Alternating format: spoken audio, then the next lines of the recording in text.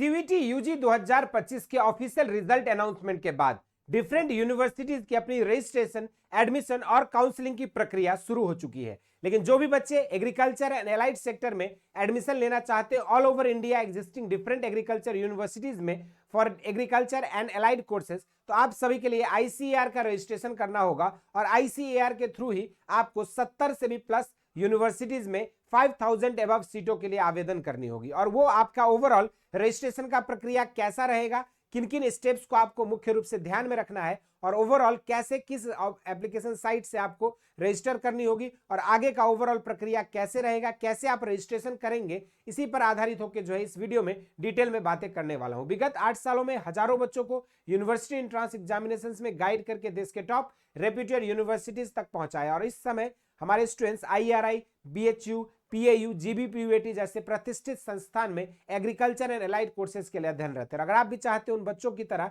CUET के मात्र आपके 3 डोमेन सब्जेक्ट जो भी आपके 12th में था, आइदर पीसीबी, पीसीएम, एबीसी या पीसीए के सब्जेक्ट बेसिस पर आपकी मेरिट जो भी बन रही है उसी के अकॉर्डिंग अगर उस पर आधारित होकर आप चाहते हैं एग्रीकल्चर एंड एलाइड कोर्सेज में एडमिशन लेना, तो आईसीआर का रजिस्ट्रेशन करना आपके लिए अनिवार्य होगा। अभी आईसीआर की रजिस्ट्रेशन की प्रक्रिया स्टार्ट नहीं हुई है, लेकिन उम्मीद है कि अपकमिंग वीक के अंदर जो आपके प्रक्रिया स्टार्ट होगी तो उसके बाद आपको क्या करना होगा उसी पर आधारित होकर डिटेल में बातें करने वाले हैं। एक एक पॉइंट को समझिएगा। अगर कोई डाउट होगा, क्वेरीज होगा तो जरूर से कमेंट बॉक्स में ड्रॉप कर देना। तो चलिए शुरुआत करते हैं इस वीडियो को। सबसे पहले ये आपकी ऑफिशियल वेबसाइट है icradmission.in और इसी वेबसाइट पर जो है आपको आगे की रजिस्ट्रेशन से रिलेटेड जो है संपूर्ण अपडेट आपको मिलने वाला है। अगर हम बात करें तो कुछ इस तरह का आपका इंटरफेस रहता है और इसी साइट पर जो है आपको क्लिक करना होगा। उसके बाद आपको यहाँ पर जाना होगा एप्लीकेंट लॉगिन पर। जैसे आप एप्लीकेंट लॉगिन पर क्लिक करेंगे कुछ इस तरह का जो है इंटरफेस आपको खुलकर मिलेगा, जहां पर आपको साइन इन बटन में जाना है और आप अपने रजिस्टर्ड ईमेल आईडी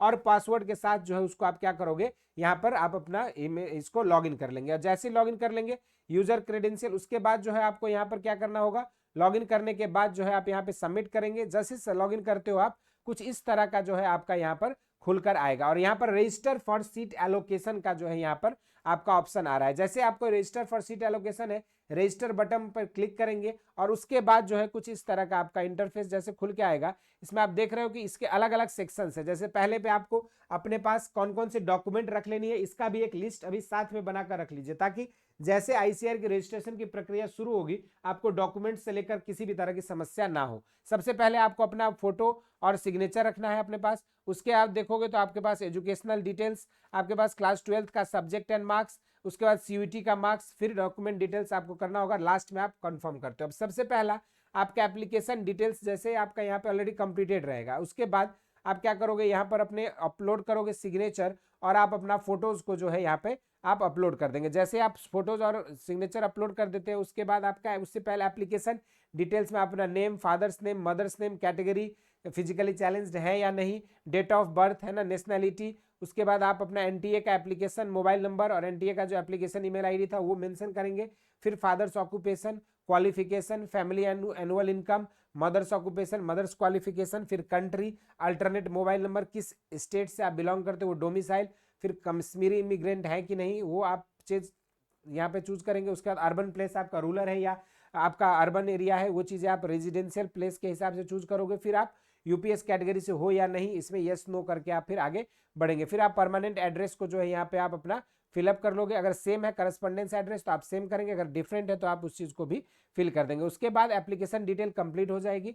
फिर नेक्स्ट स्टेप पे आपको अपना फोटो, और फोटो में खास करके ध्यान में रखना होगा कि आपका जो फोटो है वो जेपीईजी या जेपीजी फॉर्मेट में ही रहना चाहिए और लेस देन 100 KB जो है आपका होना चाहिए। उसके बाद देखोगे तो फोटो और सिग्नेचर अपलोड करने के बाद आप सेफ एंड प्रोसीड कर देंगे। उसके बाद आपको जो है अपनी एजुकेशनल डिटेल्स आपको फिल करनी होती है। जो भी आपका एजुकेशनल डिटेल्स है 10th का और 12th का, आप पूरा कंप्लीट डिटेल फिल करके आप यहाँ पे मूव करेंगे फॉरवर्ड। उसके बाद जैसे आप जाओगे तो यहाँ पर एक सेक्शन आता है class 12th subject and marks for UG courses. और आपको मैं बता दूं आईसीएआर की जो आपकी मेरिट बनेगी वो जो भी 3 डोमेन सब्जेक्ट आपके पास 12th में है उसी 3 डोमेन, जैसे आइदर पीसीबी है, पीसीएम है, एबीसी है, पीसीए है, वही 3 डोमेन सब्जेक्ट के आधार पर आपकी मेरिट बननी है। और यहाँ पर आप अपने यूजी के सारे सब्जेक्ट्स का नाम यहाँ पर मेंशन कर देंगे। फिर उसके बाद आप कंपलसरी है या ऑप्शनल सब्जेक्ट है वो मेंशन करते हुए आप यहाँ पर फुल मार्क्स और मार्क्स ऑब्टेन्ड यहाँ पर लिखोगे। उसके बाद फिर आपको सीवीटी का मार्क्स आपके जो 3 सब्जेक्ट्स थे उसमें पीसीएम ग्रुप से है या पीसीबी ग्रुप से है या एबीसी ग्रुप से है,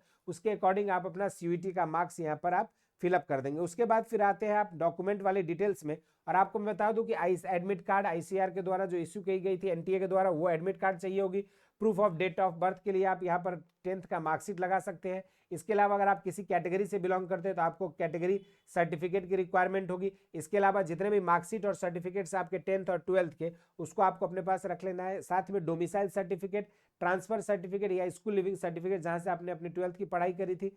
इसके अलावा जो है आपका यहाँ पर character certificate from the head of institution, जहाँ से आपने 12th की अपनी पढ़ाई की है, वहाँ के प्रिंसिपल या डायरेक्टर जो भी होंगे उनसे आपको एक कैरेक्टर सर्टिफिकेट बनवानी पड़ेगी। फिर आपका जो है कॉपी ऑफ बैंक पासबुक जो है आपको, या फिर आधार कार्ड या फिर पैन कार्ड, कोई भी एक वैलिड गवर्नमेंट आइडेंटिटी प्रूफ की भी रिक्वायरमेंट पड़ेगी। ये सारी चीजें कंप्लीट करने के बाद आप जो है सारा अपलोड कर दोगे। और अपलोड करते समय आपको क्या ध्यान में रखना है कि आपके जो ओरिजिनल डॉक्यूमेंट्स जो है आप अपलोड कर देंगे, फिर आपको यहाँ पर इस तरीके से मार्कशीट का नंबर भी मांगा जाएगा, और जो भी मार्कशीट का नंबर रहेगा आप यहाँ पर अपने जो आपका डॉक्यूमेंट होगा उसके ऊपर में कुछ नंबर्स जो है अंकित किए रहते हैं, और उसी नंबर्स के आधार पे आप यहाँ पर अपना एंट्री करेंगे। उसके बाद जो है आपका ये पूरा प्रोसेस कंप्लीट हो जाएगा। फिर प्रोसीड करके आप नेक्स्ट पे चले जाओगे। फिर आपका कुछ जो रजिस्ट्रेशन फॉर्म है आईसीआर का, वो कुछ इस तरह का आपका बन के आएगा, और फिर यहाँ पर आप आई कंफर्म करके सबमिट कर देंगे। और उसके बाद फिर जो भी आपके एप्लीकेशन फी वगैरह रहेगा वो पेमेंट करने के बाद आपकी रजिस्ट्रेशन की प्रक्रिया जो है कंप्लीट हो जाएगा। और उसके बाद फिर जो है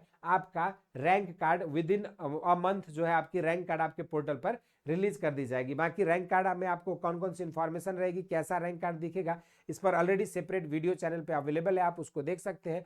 और उसी रैंक कार्ड के आधार पर जो है आपके आगे की फर्दर काउंसलिंग होनी है। तो इस वीडियो में इतना ही। बाकी जो बच्चे चाहते हैं आईसीआर यूजी 2026 की प्रिपरेशन करना, आप सभी के लिए आईसीआर 2026 के लिए वरदान बैच बेसिक शिक्षा के ऐप पे ऑलरेडी लॉन्च हो चुका है, जिस बैच में आप जुड़ सकते हैं और अपनी प्रिपरेशन को और बेहतर कर सकते हैं। बाकी इसके अलावा कोई डाउट है, क्वेरीज है, तो जरूर से कमेंट बॉक्स में मेंशन कर दीजिएगा। इस वीडियो में इतना ही। इसी तरह के इंटरेस्टिंग एंड अमेजिंग वीडियोस के साथ मुलाकात होती रहेगी। स्वस्थ रहे, मस्त रहे, धन्यवाद।